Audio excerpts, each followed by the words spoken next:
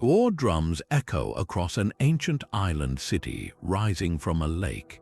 This is the sound that built an empire. We are about to journey through 30 pivotal Aztec battles that forged a civilization, defined a warrior culture, and sealed its ultimate fate. By the end, you will understand exactly how a small band of outsiders transformed into the masters of ancient Mexico. These conflicts were more than just fights. They were the foundation of an entire world, filled with brilliant strategy, deep sacrifice, and consequences that still echo today. How did a single city on a lake conquer an empire, and what hidden weakness did its very success create? What does it take for a civilization to rise from nothing and then vanish almost overnight?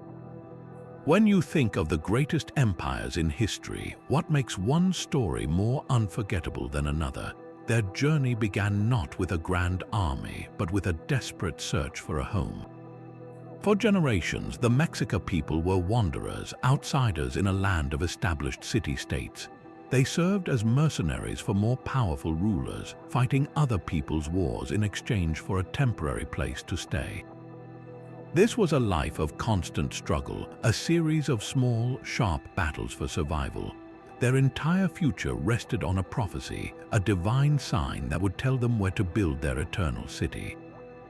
They were told to look for an eagle perched on a cactus devouring a snake, and then on a small, swampy island in the vastness of Lake Texcoco, they saw it. The eagle was there, just as the priests had foretold. This was the place, but a vision does not build a city. The real battle was just beginning. This was not a single clash of armies, but a prolonged campaign of grit and diplomacy. The island was technically under the control of Culhuacan, a powerful city-state on the shore.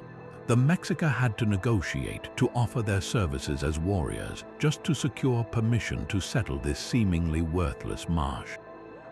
They were surrounded by water and by skeptical, often hostile neighbors who saw them as uncouth newcomers. Every day was a fight against the elements and political pressure. How do you build a city on a lake? The answer required a kind of military ingenuity that would become their trademark. They drove long wooden stakes into the lakebed to create foundations. They wove enormous mats from reeds, piled them with mud and soil, and created floating gardens called chinampas. These were not just farms, they were the building blocks of their new world, plots of land reclaimed from the water itself. This constant state of construction was also a constant state of defense. Living on an island meant they were naturally protected, but it also meant they had to be always ready. Every man was a farmer, an engineer, and a warrior. Canals served as roads for their canoes, but also as defensive moats. The very act of building their home trained them for the wars to come. This foundational struggle, this battle to simply exist in a place they could call their own, forged their identity. It taught them the power of strategic alliances, the necessity of military innovation, and the relentless drive to turn a vision into an empire. The eagle on the cactus was the promise, but the city they built with their own hands was the proof. From this swampy beginning, a powerhouse was born, its destiny written not just in legend, but in the mud and reeds of the lake. Their new island home gave them a foothold, but true power still belonged to their neighbors. For years, the Mexica of Tenochtitlan lived under the shadow of the Tepanec Empire, ruled from the mighty city of Azcapotzalco. They paid heavy tribute and fought in the Tepanec army, their ambitions held firmly in check. But when the Tepanec emperor died, a succession crisis erupted, and the Mexica saw their moment. They were no longer willing to be servants. Under their new leader, Itzcoatl, they forged a secret pact with two other discontented cities, Texcoco and Tlaxcala. This was the birth of the Triple Alliance, a masterstroke of political and military strategy.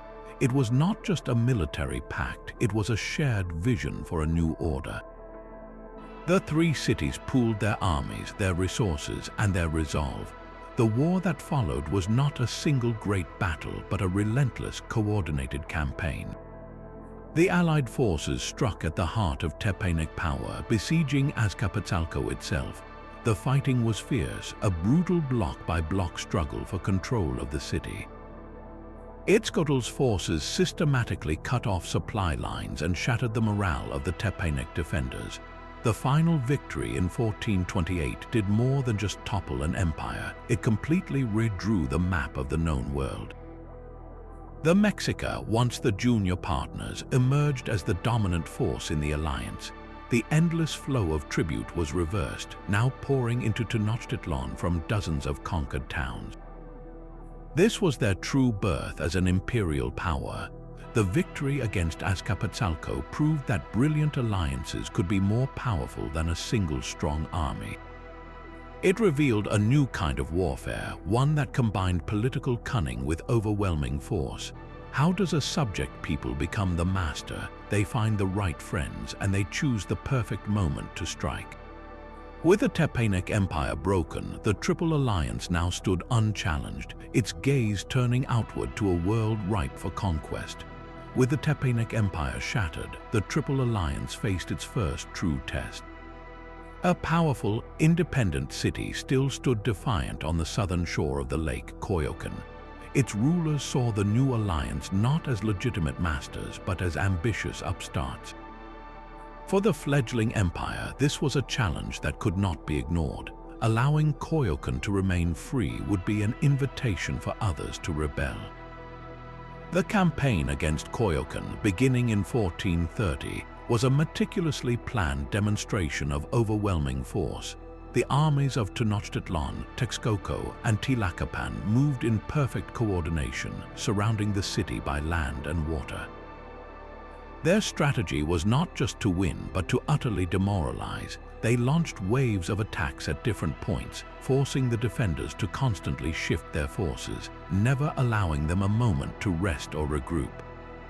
The true genius, however, lay in their use of psychological warfare. Before the final assault, they staged terrifying displays of their military might. Elite jaguar and eagle warriors, clad in their full animal regalia, performed intimidating war dances and chants just beyond arrow range. The sight and sound of these fearsome professional soldiers, backed by the vast numbers of the alliance, sowed deep fear and doubt within Coyocan's walls. The message was clear: resistance was not just futile, it was suicidal. When the final attack came, the city's will was already broken. The victory was swift and total. Securing Coyocan was not merely about adding another city to the tribute rolls. It gave the Triple Alliance complete control over the entire southern basin of Lake Texcoco, a vital strategic and economic corridor. All trade and communication to the rich lands beyond now flowed through their hands. This conquest proved the alliance was far more than the sum of its parts. It established a ruthless new template for expansion, a blueprint that combined coordinated military pressure with psychological terror to shatter an enemy's spirit before the first spear was even thrown. The fall of Coyocan sent a chilling message across the valley. From this day forward, defiance would be met with absolute, calculated destruction.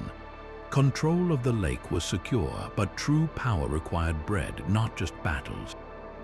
The next prize lay to the south, a city so vital its very name meant field of flowers. Xochimilco was the breadbasket of the valley, its shoreline a masterpiece of floating gardens that fed thousands. For the burgeoning population of Tenochtitlan, this was not a luxury, it was a matter of survival. In 1435, the alliance set its sights on this agricultural jewel, launching a campaign that would be fought not on open fields, but across a maze of canals and waterways. This was a war for food, and it would be won or lost from the decks of countless canoes. The warriors of the Triple Alliance were no strangers to water, but the battle for Xochimilco demanded a new kind of naval warfare. Their fleets of war canoes, each carrying a small squad of soldiers, pushed through the narrow channels that separated the lush, man-made islands. The fighting was intimate and chaotic, a swirling melee of obsidian-tipped spears and wooden clubs, with warriors leaping from canoe to canoe in a desperate struggle for control. The Xochimilco defenders fought fiercely from their anchored positions, using the familiar terrain to their advantage. But the alliance's strategy was one of relentless pressure and encirclement, cutting off reinforcements and supplies until the city's resistance began to crumble. The true objective, however, was not just the city's surrender but the preservation of its legendary chinampas. These floating gardens were the ultimate prize, a sophisticated agricultural technology that transformed swamp into fertile land. Capturing them intact was a strategic triumph that echoed for generations. The victory at Xochimilco did more than just add another city to the empire. It solved the most fundamental problem of a growing capital: how to feed its people. The bounty of the Field of Flowers now flowed directly into the markets of Tenochtitlan, turning military conquest into permanent economic and nutritional security. This was the genius of the Aztec Empire in its early rise. Every battle served a dual purpose, expanding its territory while securing the very resources that made further expansion possible. How do you build an immortal city? You first ensure its stomach is never empty. With their food supply secured, the alliance could now look beyond the lake toward a horizon filled with new and even greater challenges. The fertile fields of Xochimilco now fed the capital, but to the southeast, a far more stubborn rival waited. The city-state of Chalco was not just another target, it was a near equal, a confederation of towns with its own proud history and powerful army. For the Aztec Triple Alliance, this would not be a swift campaign of intimidation. The war with Chalco became a brutal, decades-long struggle, a grinding test of will that would push their new empire to its limits. This was not one battle, but a whole season of warfare with victories and devastating defeats for both sides. One year, the Aztec armies would advance, seizing towns and demanding tribute. The next, the Chalco warriors would counterattack, driving them back and reclaiming their lost territory. The conflict became a bloody stalemate, a cycle of siege and rebellion that stretched on for a generation. How do you break an enemy that refuses to stay broken? The answer lay not in a single brilliant maneuver, but in relentless, suffocating pressure. The alliance learned to adapt, to cut off Chalco's own allies, and to wage a war of attrition that slowly drained the Confederation's resources and morale. The final victory, when it came in the mid-15th century, was less a dramatic conquest and more the inevitable collapse of a foe exhausted by constant struggle. The subjugation of Chalco was a strategic masterstroke that secured the entire eastern flank of the empire. No longer would they have to watch their backs, fearing an attack from that direction.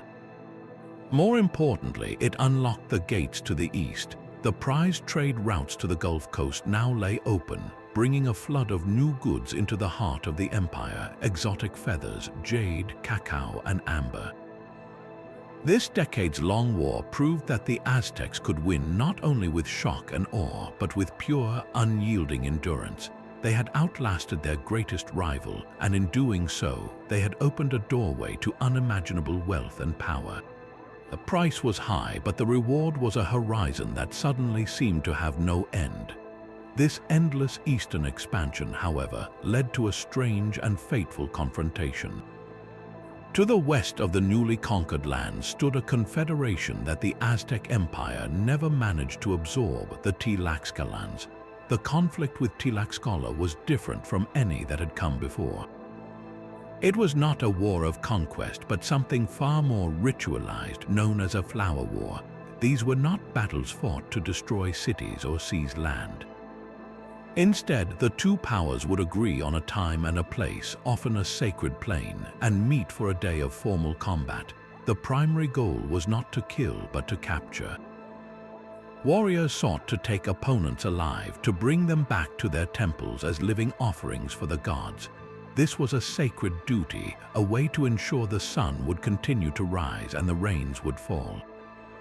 It was also the ultimate military training ground, a place where young nobles could prove their courage and earn prestigious ranks without the chaos of a full-scale invasion. For decades, this arrangement seemed to serve both sides. The Aztecs secured a steady, sanctioned supply of captives for their rituals, and the Tlaxcalans earned a reputation for producing some of the most formidable fighters in the land. Yet this perpetual state of ritualized combat created a dangerous paradox. By fighting the Tlaxcalans in controlled battles, the Aztecs unintentionally kept them independent and fiercely proud. They were not subjects paying tribute, they were worthy rivals. This constant pressure forged Tlaxcala into a hardened, battle-ready state, its warriors seasoned by countless clashes with the empire's best. The very institution designed to demonstrate Aztec supremacy was, in fact, creating its most resilient and bitter enemy. How could a ritual meant to sustain an empire ultimately contribute to its undoing? The answer would arrive from across the sea, when strangers in iron suits would find in Tlaxcala not a conquered province, but a willing and powerful ally. The stage was being set for a final act, all within the formal boundaries of the Flower War. The ritualized combat with Tlaxcala secured captives for the gods, but a far more intimate and brutal conflict was brewing at the very heart of the empire. Tenochtitlan was not alone on its island. For generations, it had shared the space with its sister city, Tlatelolco. They were twins, founded by the same Mexica people, yet they grew into rivals. Tlatelolco boasted the largest and most prestigious marketplace in the known world, a hub of commerce that gave it immense wealth and a proud, independent spirit. Its ruler, Mocquahuix, began to act less like a subordinate and more like a competing king. He married a sister of the Tenochtitlan ruler Oaxaca, but this political marriage failed to cool the rising tensions. Instead, it became a source of personal insult, with Mocquahuix reportedly neglecting and mistreating his royal wife. This was not just a family dispute, it was a direct challenge to the authority of Tenochtitlan and the supremacy of Oaxaca himself. The delicate balance of power on the island was about to shatter. In 1473, the simmering rivalry exploded into open war. This was not a campaign against a distant enemy. It was a civil war, a brutal fight between neighbors who shared the same blood and the same home. Oaxaca, a young but fiercely ambitious leader, saw his chance to eliminate his rival forever. He mobilized the full might of the Tenochtitlan army and launched a surprise assault across the invisible boundary that separated the two cities. The fighting was not on an open field, but in the canals and on the very streets of Tlatelolco. Warriors who had trained together now faced each other in a desperate house-by-house struggle. Mocquahuix and his Tlatelolco forces fought with the desperation of men who had everything to lose, making a final stand at the main temple pyramid. The legend says that as the battle turned against him, Mocquahuix was thrown down the temple steps, his body broken on the stones his people had built. His death was the end of the resistance. The victory was absolute and merciless. Oaxaca did not simply conquer Tlatelolco, he erased it as an independent entity. He ordered the execution of its nobility and stripped its temples of their idols, symbolically breaking its spiritual independence. The great marketplace remained, but it was now under the direct control of Tenochtitlan. The twin cities were forcibly united into a single, indivisible capital. This internal war was a terrifying demonstration of what happened when the empire turned its fury inward. The absorption of Tlatelolco centralized all power, both military and economic, under the single rule of the Tenochtitlan emperor. There would be no more rivals on the island, no more divided loyalties. The heart of the Aztec world was now one, but this unity was forged in betrayal and blood, a stark reminder that the greatest threats can sometimes come from within. Oaxacatl's plan was a masterclass in deception and urban warfare. He knew the geography of the twin cities intimately, every canal and causeway that connected and divided them.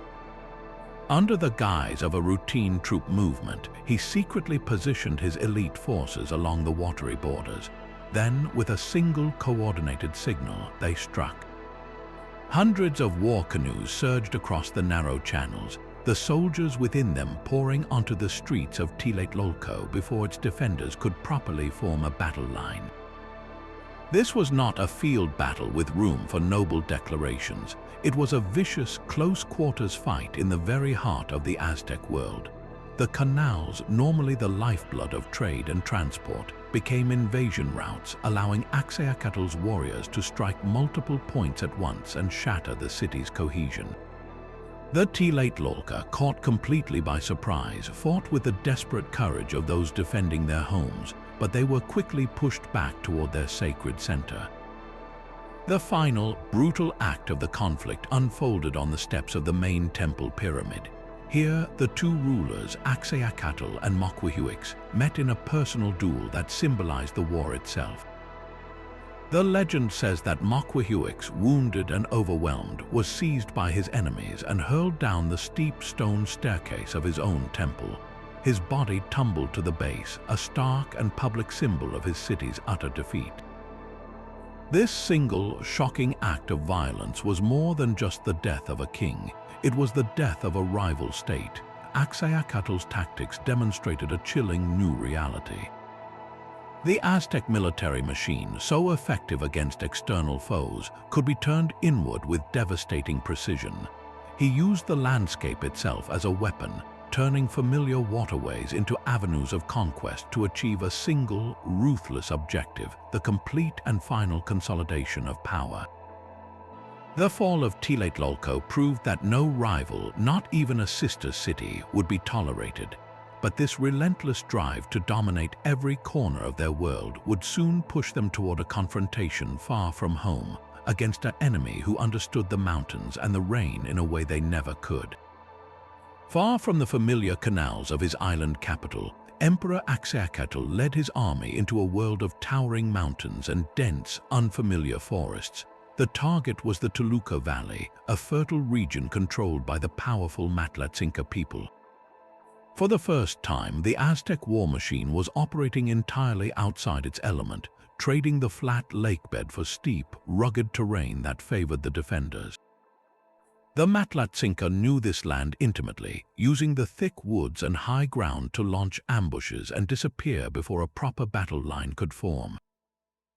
Every advance was a struggle, every mile won at a steep cost. This was not the choreographed combat of the Flower Wars, but a brutal, grinding conflict for control of a vital new territory. The campaign stretched for 2 long years, a testament to the ferocity of the resistance. In one particularly fierce engagement, the fighting descended into a bloody, close-quarters melee. It was here that the unthinkable happened. Emperor Axayacatl, fighting at the front as was expected of an Aztec ruler, suffered a devastating wound, a deep gash to his leg that nearly crippled him. The sight of their leader being carried from the field was a profound shock to his soldiers, a stark reminder of their own mortality and the price of this distant war. His injury marked a pivotal moment, proving that Aztec expansion was not an unstoppable tide. They could be hurt, they could be bled, and they could be challenged on unfamiliar ground. Yet, even wounded, Axayacatl's will proved as strong as the mountains he sought to conquer. His armies, though battered, eventually overwhelmed the Matlatzinca through sheer numbers and relentless pressure. The victory secured the rich Toluca Valley and its resources, but it was a sobering triumph. The campaign taught a hard lesson about the limits of their power and the rising cost of empire. How far could they stretch their reach before the price of conquest became too great? This question would soon be tested again, not in the western mountains, but in the humid, rebellious south. The air in the Toluca Valley was thin and sharp, a stark contrast to the humid warmth of the lake. Here, in 1479, the Aztec army found itself locked in a decisive battle against the Matlatzinca, one that would define the entire grueling campaign. The Aztecs formed their disciplined ranks on the valley floor, a sea of feathered warriors armed with their signature weapons. The Macuahuitl, a formidable wooden sword edged with razor-sharp obsidian blades, was designed to slash and maim. Skirmishers armed with the Atlatl, a spear-throwing lever, launched volleys of deadly darts to soften the enemy lines from a distance, while others used simple but effective slings to hurl stones with surprising force and accuracy. The Matlatzinca, however, held the high ground, using the steep slopes and dense forest as their greatest asset. They did not meet the Aztecs in an open charge. Instead, they rained down projectiles from above, using the terrain to multiply the power of their own atlatls and slings. They lured segments of the Aztec force into narrow ravines where their numerical advantage meant nothing, ambushing them from all sides. For hours, the battle was a bloody stalemate, a brutal exchange where the Aztecs' superior discipline was countered by the defenders' home field knowledge. The turning point came not from a grand charge, but from a grim realization. The Aztec commanders saw that their traditional tactics, so effective on the flatlands, were failing in these mountains.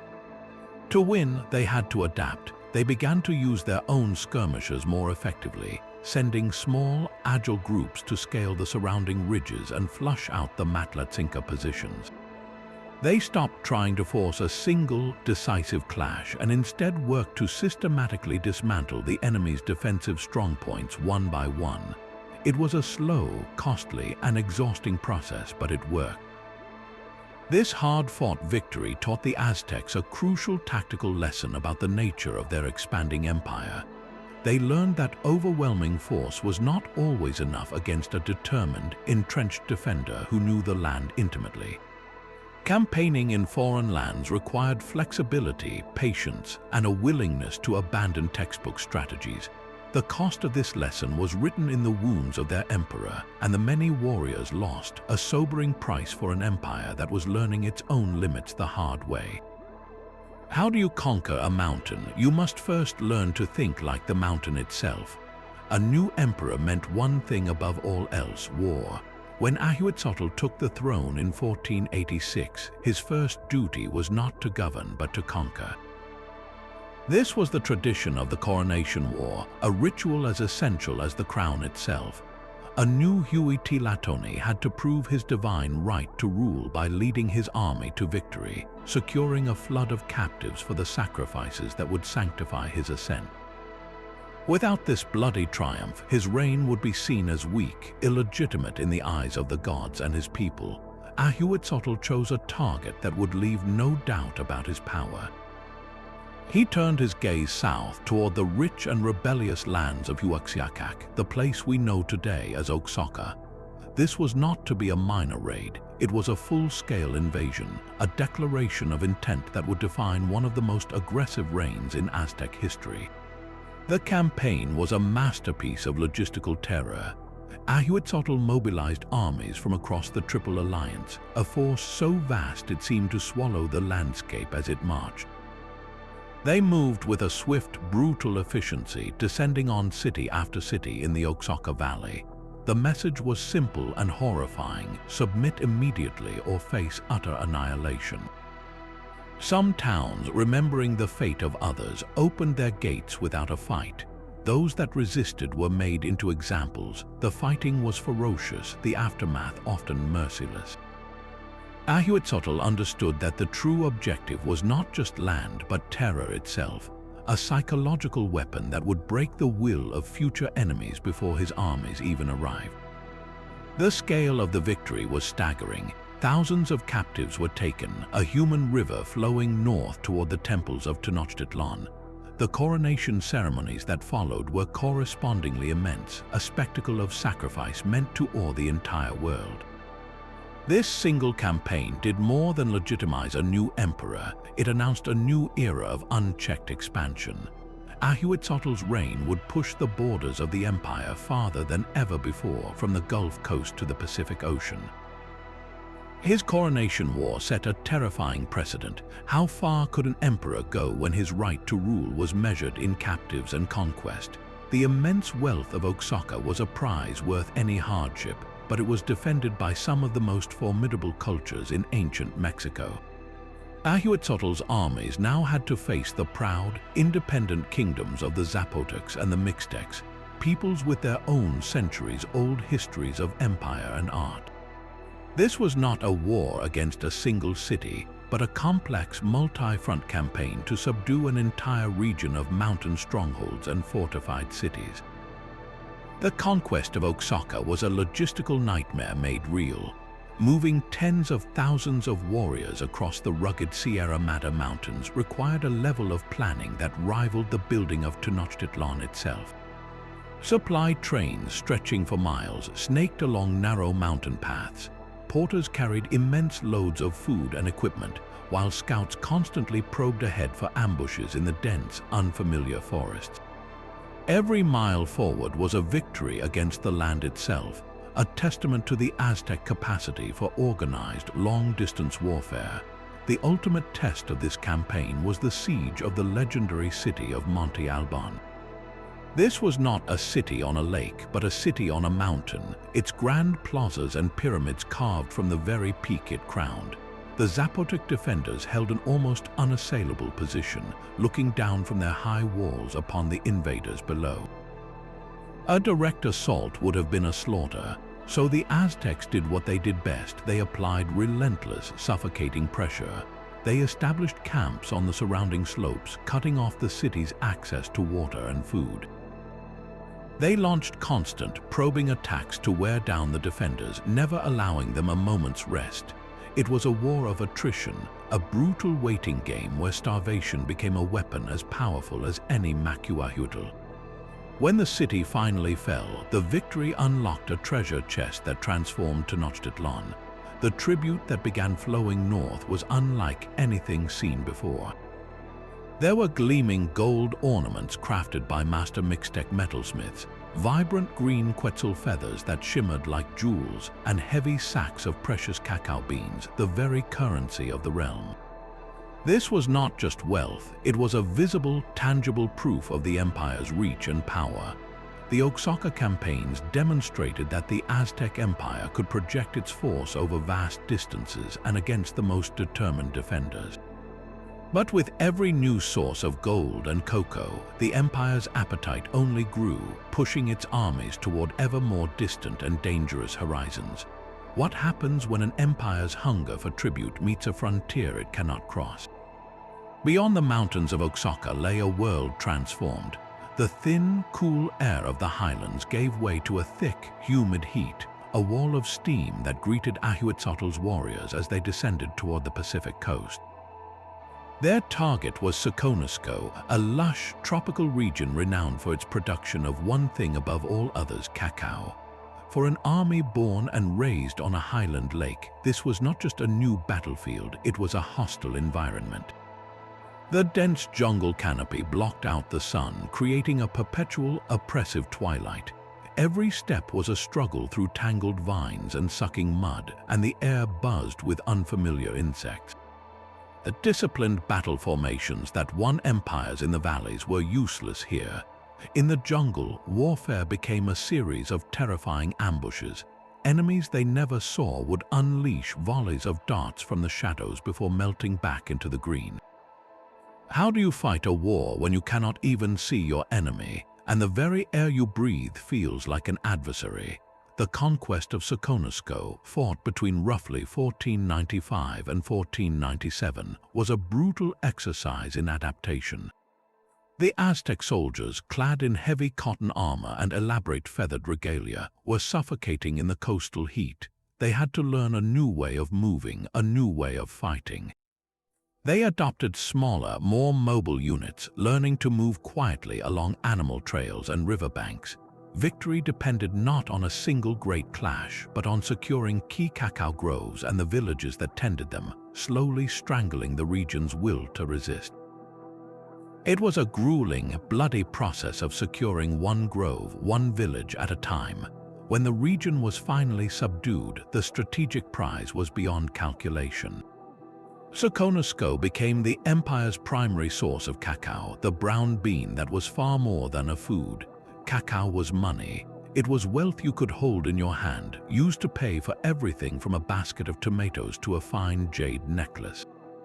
It was also the ultimate luxury, a frothy, bitter drink spiced with chili and vanilla, consumed by nobles and warriors to demonstrate their status and power. By controlling Soconusco, the Aztec Empire now controlled the source of its own currency and its most potent symbol of elite life. This was the empire at its most ambitious, stretching hundreds of miles from its capital to command a swampy, distant coast, all for the sake of a bitter bean. But how do you maintain an empire that depends on a treasure growing so far from home? Every sack of cacao that traveled north was a reminder of their incredible reach and of the fragile, overstretched threads that now held their world together. An empire built on tribute must always be ready to enforce its will. The city of Ziquipilco, nestled in the Toluca Valley, had learned this lesson once before under Axayacatl. But time erases the memory of fear, and a new generation decided the cost of obedience was too high. They threw off the yoke of Aztec rule, halting their shipments of tribute and defying the authority of the emperor. This was not just a rebellion, it was a direct challenge to the entire system of imperial control.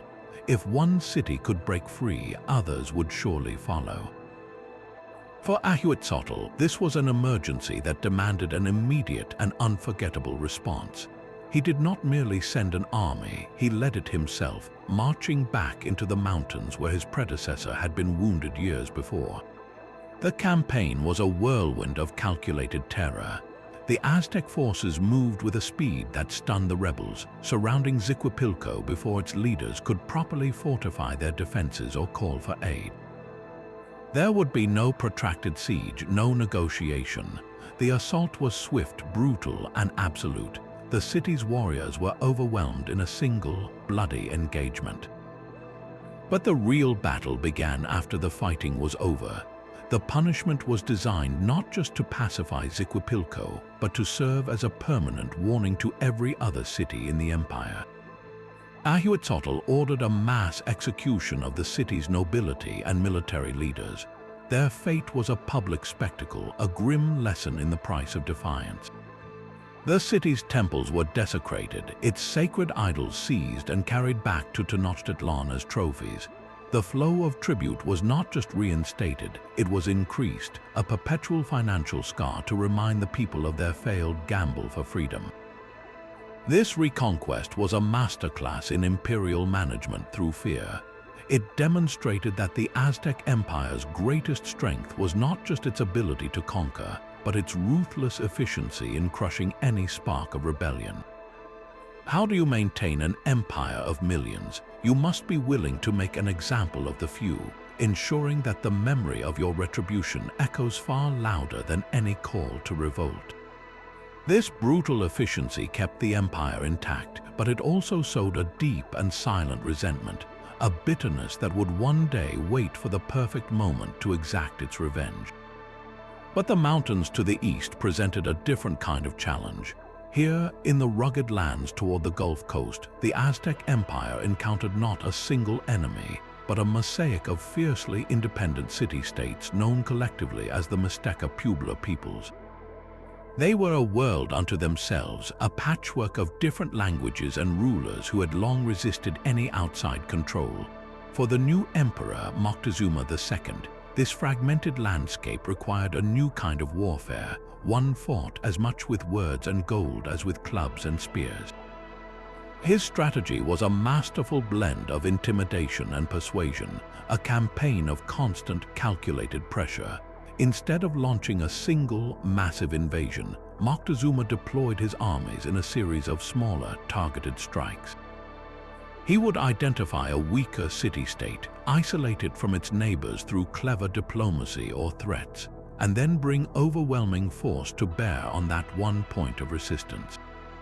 The fall of one town sent a chilling message to the next, making its leaders more willing to listen to the Aztec ambassadors who arrived soon after, offering a choice: accept our protection and pay a manageable tribute, or face the same fate as your neighbor. This was a war of nerves, a slow, deliberate envelopment of an entire region. Moctezuma understood that conquering these proud cities was less effective than making them complicit in their own submission. He would offer prestigious titles and rich gifts to local rulers who cooperated, weaving them into a web of obligation and reward. For those who remained defiant, the military response was swift and brutal, but always precise, designed to punish resistance without provoking a wider, unified rebellion.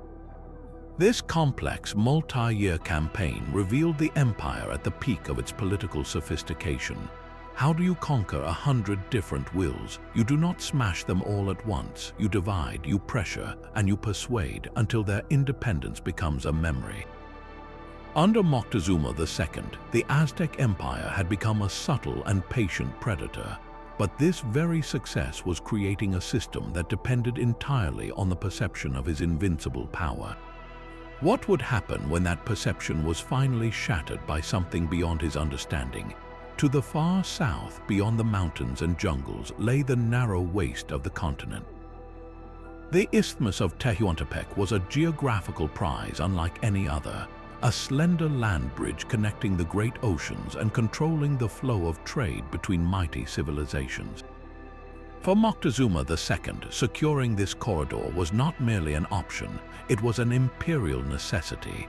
Beginning around 1505, he launched a series of campaigns to bring this vital region under his control, but he would not do it with armies alone. This was a war fought with treaties and shared interests. The key to his strategy lay in an unlikely alliance with the Zapotec kingdom of Tehuantepec itself. The Zapotecs, though proud and powerful, faced their own persistent enemies, particularly the aggressive Mix and Huave peoples who threatened their borders. Moctezuma saw an opportunity. He offered the Zapotec ruler a pact, the military might of the Aztec Empire in exchange for loyalty and a share of the isthmus's immense wealth. It was a brilliant move, turning a potential foe into a willing partner. Together, their combined forces waged a series of sharp, decisive battles against the common enemies. The fighting was fierce, a clash of armies in the humid lowlands and along the coastal plains, but the Zapotec-Aztec alliance proved overwhelming. One by one, the hostile towns fell, their resistance broken by this new, unified power. The victory secured the isthmus, but Moctezuma's true genius was in what happened next. He did not install an Aztec governor or demand crippling tribute.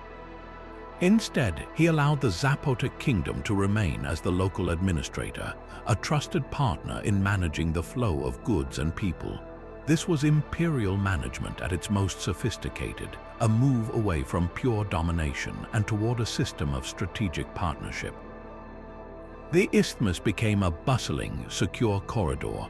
Gold from the south, exotic feathers from the rainforest, and precious goods from the Gulf Coast now moved safely under the watchful eyes of their Zapotec allies, all funneling north to enrich Tenochtitlan. This alliance demonstrated a new level of political maturity for the empire. How do you control a land bridge 1,000 miles from your capital? You find the local power that already holds the keys, and you make its success your own. Yet this very success created a new kind of dependency. The empire's reach now extended across alliances, its stability resting not just on its own strength, but on the continued loyalty of distant kings. What would happen when a force arrived that could shatter those delicate bonds? The softest fabrics could demand the hardest campaigns. Far from the cool highlands of their capital, Moctezuma II set his sights on the humid, sun-drenched plains of the Gulf Coast. This was not a quest for gold or captives, but for something more fundamental, the cotton that clothed an empire. In a civilization where every warrior wore thick, quilted cotton armor, and every citizen depended on the crop for their daily wear, controlling its source was a matter of both military and economic survival. The region of Tlaxcala and its surrounding lands were the empire's loom, and they were about to be seized. This campaign, around 1515, revealed a driving force behind Aztec expansion that was brutally practical. How do you keep 1 million people dressed for success? You go straight to the fields where the cloth is grown. The army that marched east was equipped for a different kind of conquest. Their objective was not just to defeat an army, but to secure the land itself, to ensure the cotton kept flowing north. The fighting was grueling in the coastal heat. a war of attrition against towns that knew their value and fought fiercely to protect their primary resource. The Aztec forces applied their usual relentless pressure, surrounding key production centers and systematically breaking their resistance. When Tenochtitlan finally fell, the victory was measured in bales, not just in bodies. The reorganization of the region was a masterstroke of economic management. The Aztec administrators did not simply plunder the existing cotton stores. They imposed a rigorous and systematic tribute quota, demanding thousands of large cotton mantles or cloaks each year from the conquered provinces. These were not just simple bolts of cloth, they were finished goods ready for use or trade. The cotton lands became a dedicated economic engine, their sole purpose to produce the material that padded the armor of soldiers and draped the shoulders of nobles. This conquest laid bare the engine of the empire. While the gods demanded captives, the state demanded cotton. It was a stark reminder that for all its spiritual grandeur, the Aztec Empire ran on a brutally efficient material economy. The flow of these essential goods, these humble white balls, was as vital to its power as any battlefield triumph. A single break in that supply chain could leave an army vulnerable and a population discontented, a hidden weakness woven into the very fabric of their dominance. Yet for every land bridge secured and every cotton field conquered, there was one western frontier the empire could never tame. Beyond the mountains lay a rival power so formidable it became the Aztec Empire's single greatest military failure, the Tarascan Empire. This was not a war for tribute or a ritualized flower war, but a brutal, ongoing struggle for survival against a near equal. The soaring peaks of the Sierra Madre Occidental formed a natural fortress wall, a geographical barrier that protected the Tarascan heartland and made large-scale invasion nearly impossible. When Axayacatl's army finally pushed through the passes in the 1470s, they encountered something they had never faced before, an enemy with a technological edge. The Tarascan warriors did not rely solely on obsidian. They fought with weapons made of metal. Their arsenals included copper axes and spear points, tools that could hold a sharper, deadlier edge than brittle volcanic glass and could smash through the Aztecs' quilted cotton armor with terrifying efficiency. The resulting battle was a catastrophe. Axayacatl's forces, accustomed to dominating their foes, were met with a disciplined enemy whose metal weapons gave them a clear advantage in the close quarters fray. The Aztecs were routed, suffering staggering losses and retreating in disarray back across the mountains. This defeat was so profound it ended all dreams of Western expansion. Instead of a flowing river of tribute, the border became a permanent, fortified line. The Aztecs built a string of garrison towns, a defensive shield facing a hostile power they could not defeat. For the rest of their history, they would watch this western frontier with a wary eye, a constant reminder that their power had its limits. The stalemate with the Tarascans defined the western edge of the Aztec world, a hard border drawn not by ambition, but by the cold, hard reality of copper and defeat. How does an empire that believes itself chosen by the gods cope with a rival it cannot conquer? The answer was written along that tense, silent border, a lesson in humility that would echo right up to the empire's final days.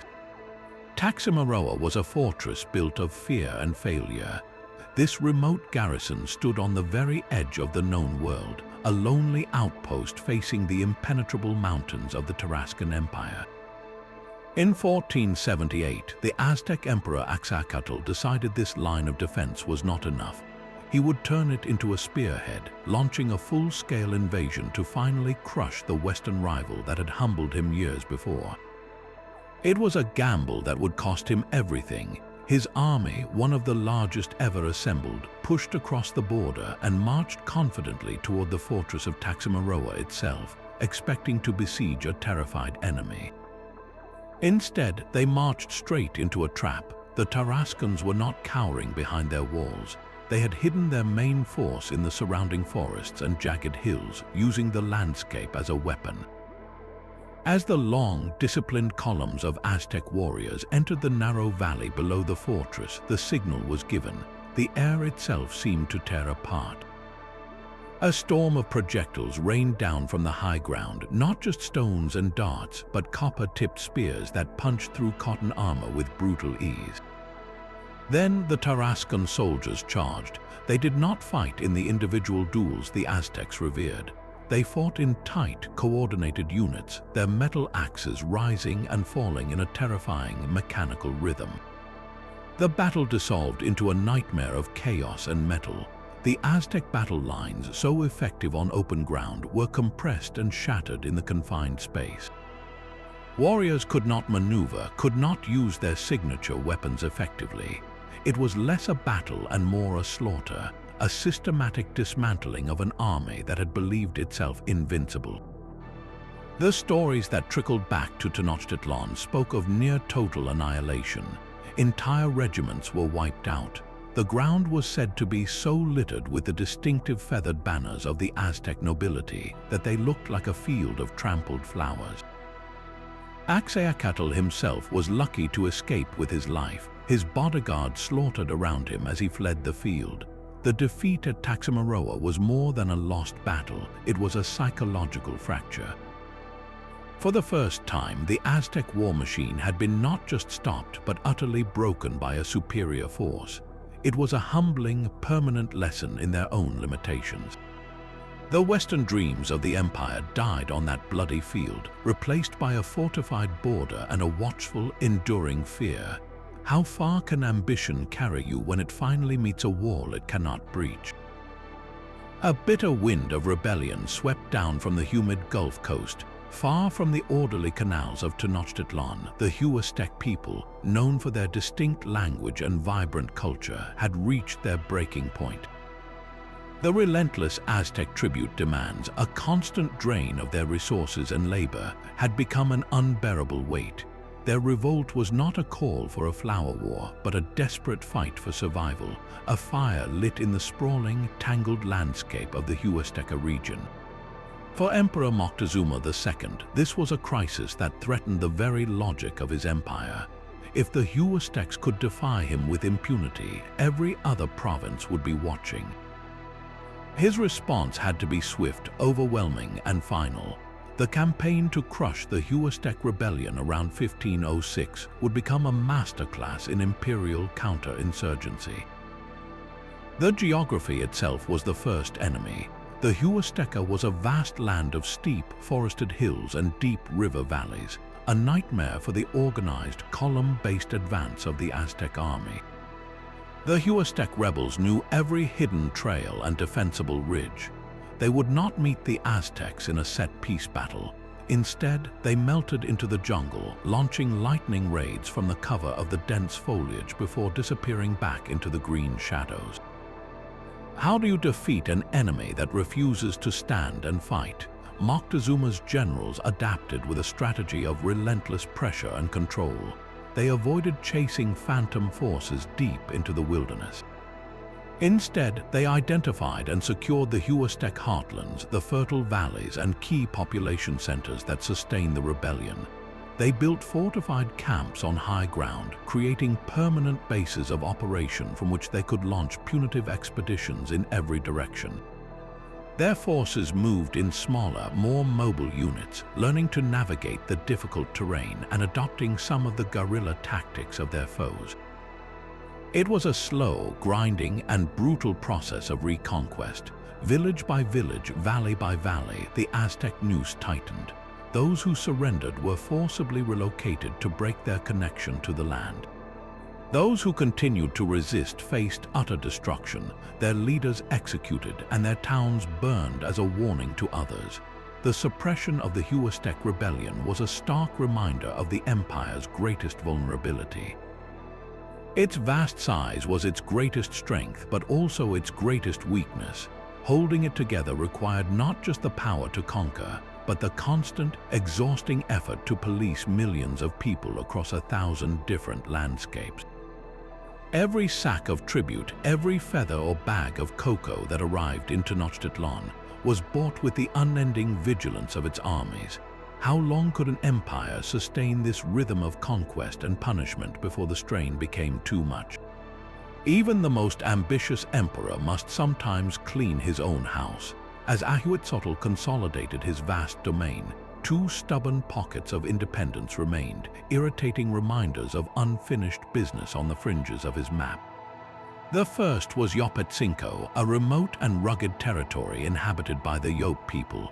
This was not a war for a city, but for a landscape. The Yope were masters of their mountainous homeland, using its steep, forested peaks as an impenetrable fortress. They refused to fight on Aztec terms, vanishing into the misty highlands after launching swift, brutal raids from the shadows. Ahuitzotl's armies found themselves chasing ghosts. Every advance was met with ambushes from above. As rocks and spears cascaded down slopes his soldiers could barely climb. The campaign was a grueling exercise in frustration, a war against the very earth and climate. Victory came not through a glorious charge, but through a slow, grinding campaign of attrition, systematically isolating Yope villages and starving them into submission. It was a messy, difficult victory that secured a troublesome border, but yielded little beyond the satisfaction of a problem finally solved. Far from those misty highlands, a much richer prize glittered under the Pacific sun. The kingdom of Tututepec was a different kind of challenge altogether. This was no elusive tribe, but a powerful, organized Mixtec state, commanding a long stretch of coastline and, most importantly, the region's richest gold deposits.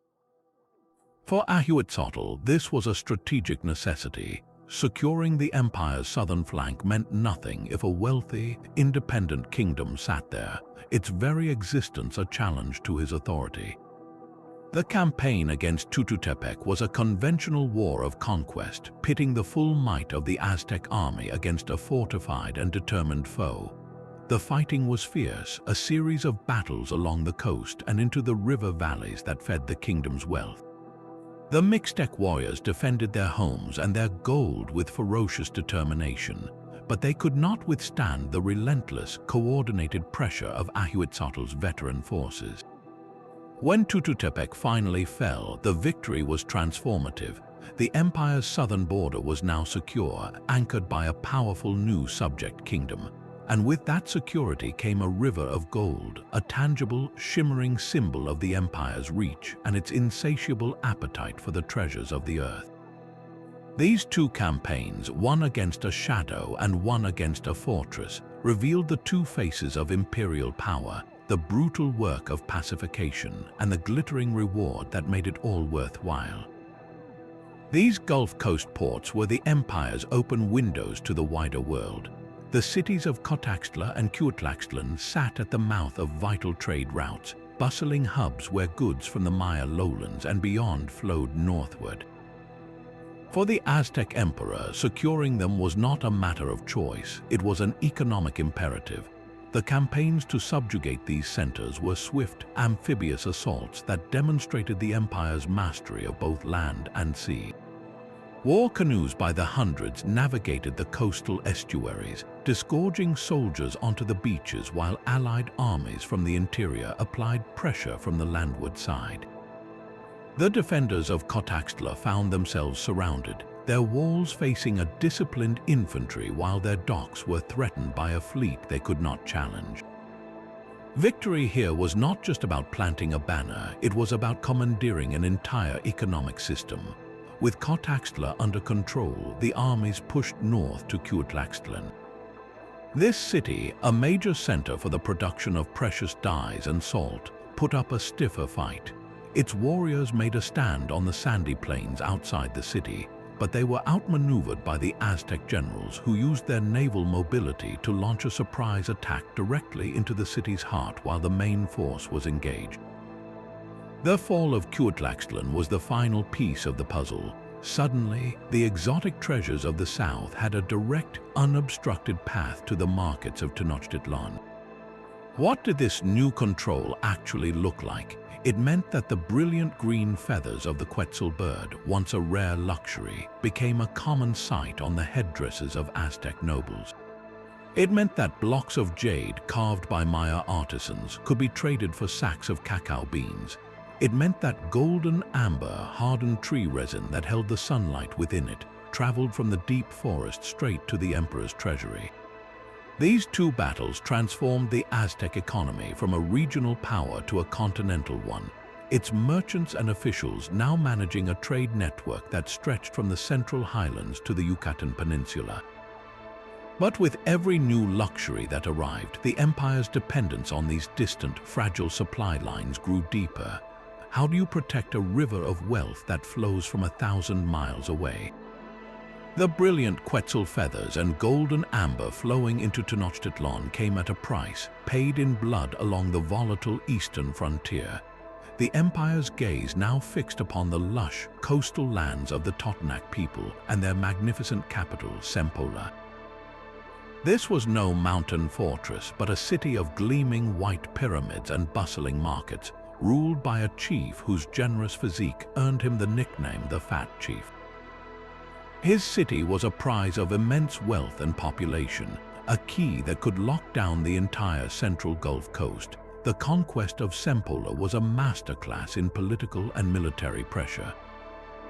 The Aztec armies did not need to launch an immediate, bloody assault. Instead, they demonstrated their overwhelming force surrounding the city and making the consequences of resistance terrifyingly clear. The Fat Chief, facing the prospect of his beautiful city being reduced to rubble, made a calculated decision. He chose submission over annihilation, opening Sempoala's gates and accepting the status of a tributary ally. His surrender brought the vast resources and manpower of the Tepanec heartland firmly into the Aztec fold, a victory achieved as much through intimidation as through combat. Not every enemy on the eastern frontier could be persuaded to surrender.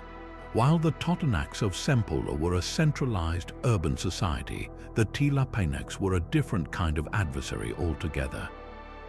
They were a confederation of smaller, fiercely independent towns nestled in the rugged, forested hills. There was no single capital to besiege, no fat chief to negotiate with. Their strength lay in their decentralization and their intimate knowledge of the broken, difficult terrain. Fighting the Tlaxcalans was like trying to grasp smoke.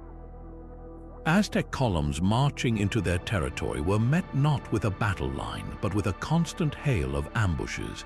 Tlaxcala warriors, masters of guerrilla tactics, would strike from the cover of the dense forests and then vanish, bleeding the invaders slowly and relentlessly. The war against the Tlaxcalans was a brutal, grinding counter-insurgency campaign. The Aztecs had to adapt, building fortified outposts and systematically targeting one independent town after another, often fighting for days just to secure a single valley. It was a war of patience and persistence against an enemy who defined victory as simply never being fully conquered. The eventual subjugation of the Tepanec Confederation secured a notoriously unstable border, but it demanded a completely different kind of warfare than the triumph at Sempoala. How do you defeat an enemy who has no central head to cut off? You must be prepared to fight 100 small wars instead of one great battle. This relentless eastern expansion brought immense wealth, but it also stretched the empire's military resources across a dizzying array of landscapes and combat styles, each new victory revealing another frontier waiting to be tested. Even as the empire's borders stretched to the sea, its foundations needed constant reinforcement. Moctezuma II's later reign was marked by a critical shift, a turn inward to crush rebellions and secure the vital resources that powered his war machine. Two campaigns in particular, the Battle of Almeria and the final subjugation of the Mazahua, reveal an empire no longer just expanding, but desperately consolidating its own core. The rebellion at Almeria was a flicker of defiance from a city on the empire's fringe, a test of the emperor's will that demanded an immediate and overwhelming response. Moctezuma's armies moved with swift precision, surrounding the city and demonstrating the grim fate that awaited any who challenged the established order. The battle was less a glorious conquest and more a surgical strike, a brutal reassertion of control designed to send a chilling message to every other tributary city watching from a distance. Its purpose was not to gain new land, but to ensure the existing land remained obedient and productive. To the north, the campaign against the Mazahua people served a different, equally vital purpose. This was not about punishing rebellion, but about securing a treasure more valuable than gold, the rich mining regions that provided the empire with obsidian. This volcanic glass was the backbone of Aztec military might, the razor-sharp material that edged the macuahuitl swords carried by every warrior. Without a steady supply of this black stone, the army itself would be rendered toothless. The Mazahua homeland, rugged and difficult to access, had long been a source of this critical resource, and bringing it under firm, direct control was a strategic necessity. The fighting here was a grueling process of securing mountain passes and remote quarry sites, a campaign fought not for glory, but for the very tools of war. These two conflicts, one for obedience and one for raw material, show an empire maturing into a different kind of power. How do you maintain an empire you have already built? You must constantly patrol its edges for cracks, and you must forever guard the workshops that supply its strength. This inward focus secured the empire's present, but it also consumed the attention of its ruler, leaving him looking down at the map of his domains while a storm gathered far out at sea, a storm he would never see coming until it was upon his very doorstep. A strange storm was gathering far from the cool highlands of Tenochtitlan. On the swampy coastal plains of the Gulf in the year 1519, an army unlike any other marched under the Maya province of Potonchan. These were not rival natives, but men with pale skin and beards clad in gleaming iron, led by the ambitious Hernan Cortés. Their first great test in this new world would not be against the Aztec Empire itself, but against a determined Maya force at the town of Centla, a battle whose shockwaves would ripple straight to the heart of Moctezuma's throne. The Spanish were not alone. Cortés had forged an alliance with the Tepanec people of Sempoala, the very subjects Moctezuma had subdued years before, who now saw a chance to break free from the Aztec tribute yoke. This new alliance marched together, a fusion of European steel and indigenous ambition, toward a confrontation that would rewrite the rules of warfare. The Maya warriors of Potonchan, confident in their numbers and their familiar terrain, massed on the open field. They expected a fight they understood, a clash of infantry and volleys of arrows. What they encountered was a terrifying, alien form of combat. The Spanish captains gave a signal, and from the tree line, a dozen mounted soldiers charged. To the Maya, who had never seen a horse, the sight was incomprehensible, a monstrous fusion of man and beast, a single creature of immense power and speed. The ground itself seemed to tremble under the hooves of these armored animals. The cavalry crashed into the Maya lines with a force that shattered their formation. Lances, driven by the momentum of the charge, pierced through padded armor. Then came the thunderous roar of Spanish cannons and the sharp cracks of arquebuses, weapons that spat smoke and death from a distance. The Maya warriors fought with incredible bravery, but their stone-tipped spears and arrows glanced harmlessly off the Spanish steel plate. The battle was a brutal demonstration of technological disparity. How do you fight an enemy you cannot hurt, riding beasts you have never imagined? The victory at Centla was absolute.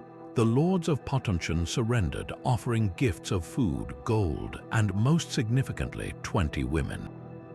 One of them, a woman named Melentzin, would become Cortés's translator, advisor, and the strategic key to unlocking the Aztec Empire itself. News of this catastrophic defeat, carried by terrified messengers and allied Totonacs, traveled swiftly up the mountain paths toward Tenochtitlan.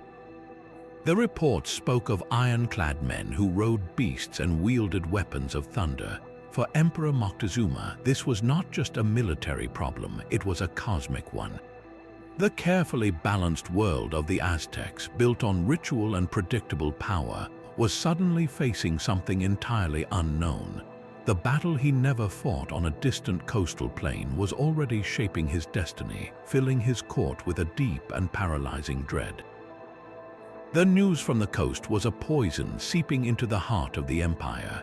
Moctezuma's court was paralyzed by reports of the ironclad strangers and their thunder weapons. In a desperate attempt to control the unfolding mystery, the emperor sent new ambassadors to the Spanish, bearing even richer gifts, hoping to appease them or perhaps lure them into a trap.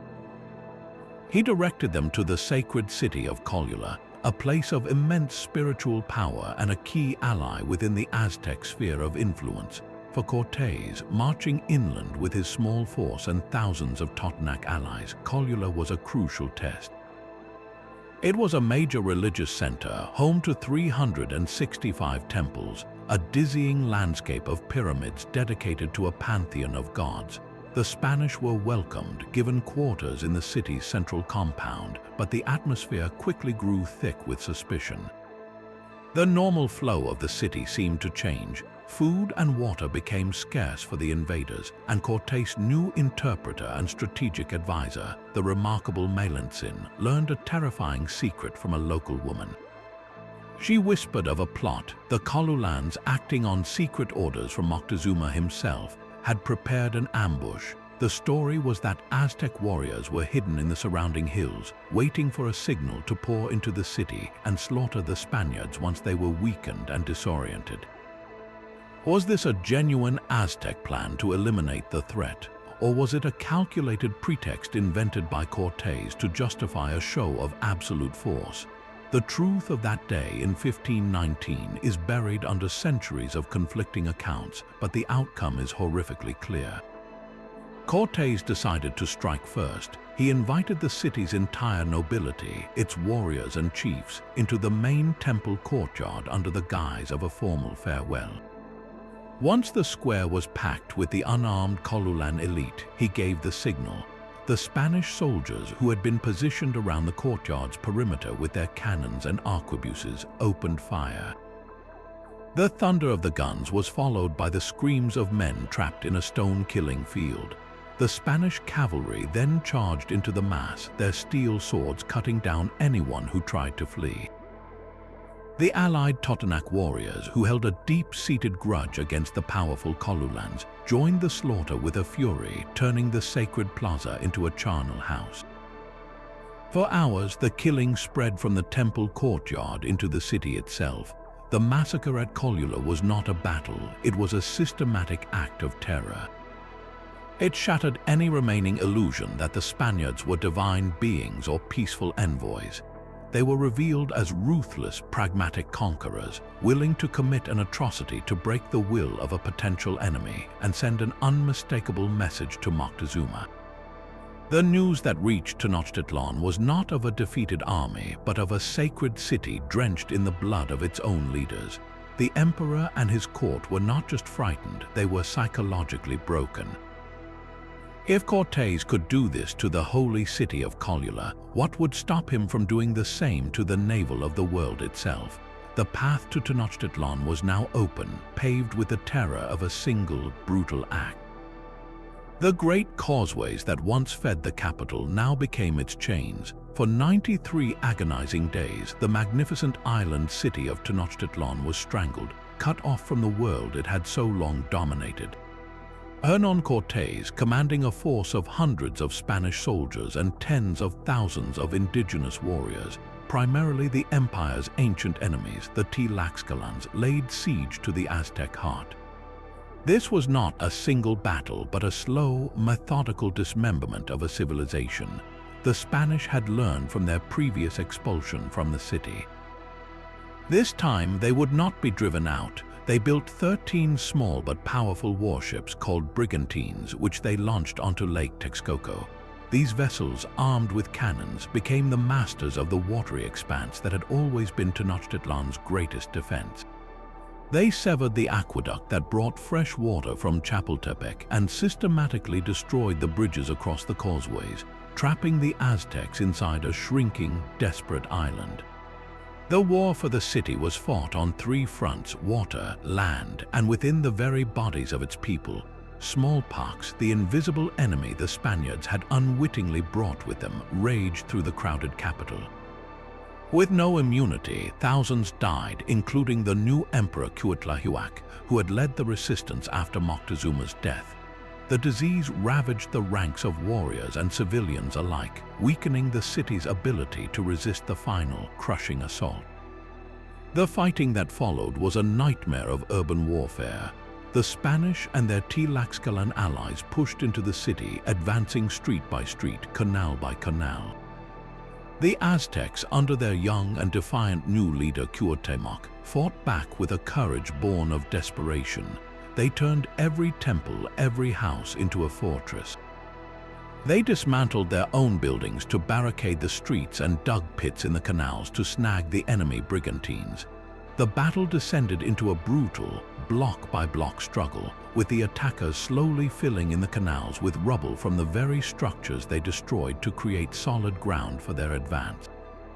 The final stages of the siege were a vision of hell. The once gleaming city was reduced to a smoldering ruin, its canals choked with the dead. Starvation and disease completed what the swords and cannons had begun. Cuauhtémoc was eventually captured while trying to flee the city in a canoe, his capture symbolizing the utter collapse of Aztec resistance. The date was August 13, 1521. The great temples were torn down, the palaces were looted, and the remnants of a mighty empire were subjugated. The siege of Tenochtitlan was more than a military defeat, it was the end of a world. Every battle that had come before, every alliance forged, every enemy subjugated, had led to this moment.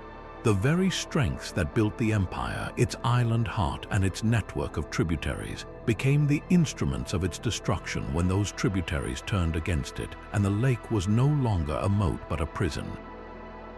How does an empire that believed itself eternal simply vanish? It falls not with a single crash, but with the slow, terrible sound of a city eating itself to survive. From a desperate band of wanderers to the masters of an empire, the story of the Aztecs is written in 30 decisive battles. Each clash was a forge, hammering a civilization into a shape that would dominate ancient Mexico. Their relentless campaigns built a vast empire, uniting disparate lands under a single, demanding rule. The constant state of war forged an entire culture around the warrior, where honor was measured in courage and captives. Yet this very success created powerful, bitter enemies, with the Tlaxcalans standing as the ultimate testament to a rivalry that could not be crushed. And all of it was fueled by an economic system of staggering reach, a network of tribute that pulled gold, cotton, cacao, and feathers from every corner of Mesoamerica to feed the insatiable heart of Tenochtitlan. The supreme irony is that the strategies which built this world also contained the seeds of its ruin. The very practice of the Flower War kept Tlaxcala independent and battle-hardened, creating the perfect, willing ally for a new kind of enemy. The relentless demand for tribute bred deep resentments that turned subject peoples into eager rebels at the first sign of weakness. The empire collapsed with shocking speed not because it was weak, but because the intricate web of conquest and control it had woven was so perfectly designed to be torn apart by those it had subjugated. So many conflicts, from the foundational struggle on the lake to the final, tragic siege, each one a turning point. Which of these 30 battles do you believe was the most pivotal in shaping the rise and fall of the ancient Aztec world? Share your thoughts below.